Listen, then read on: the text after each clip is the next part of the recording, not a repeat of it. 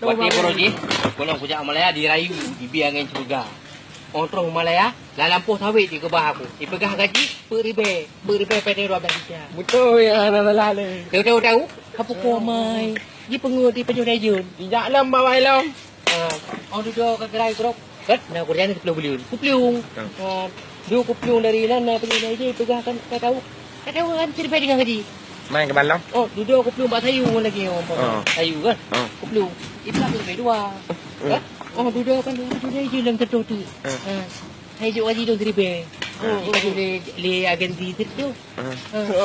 Dah aku kerja apa tahu dah urut tarik pegah mangak kerja apa kebun. Padahal ni tak kami tahu dah pegah Malaya.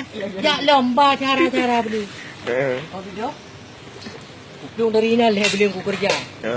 Bang, nak kerja ini Pak Bawaru. Restoran lah. Tahu. Ha jaro. Lu jaro. Jaro. Ha jaro. Nah, jaro tepiuk madu. Ha jaro, pucak jaro, lagi di rumah tu. Dipegah gaji, putih. Pada tu lapar tu, pergi makan. Ini dong. Mbak dia kena ni kan.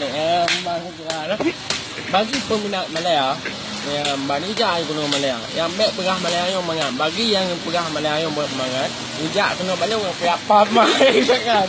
Yang Malaya tanah likit. Mudah ada mau susah ada lebih. Oh duduk. Nak ketemu aku dah. Kerja bangunan, ibu dah mangat.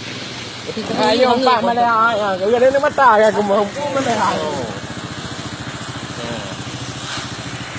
Kau boleh ke bro?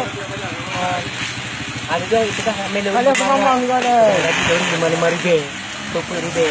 Padahal 2,000 per dah hantar. Yang mesti ujian RM600 cakap ni. RM600 ni nyampe. Nak mentang tu. Tengah itu dah. Marmo. Kerja bangunan di Peliu kerani. Bos di Peliu. Bang kurang. Ayo aku pergi ni. Dia pun sini oh, kerja kedai rezeki. Ipegah kedai rezeki dah gaji pun kan. Bako ko damo kiri be. Padahal dia tu. Dia perahan tu. Pre lempu pre teto pre bungu pre korbo. Yang mana si Amoy? Amoy hana mumpo. Hai Amoy cewek lah pada hati. Oh tu. Mesti na anu acara mentuah Malaya di kampung. Ada pun ada nyembah di kuno. Nyong kan perawan-perawan ni betul. Pam datuk. Yan di puam juga nak baju trom dulu. Ni kembang keruak Tapi ada dekat dengan ni.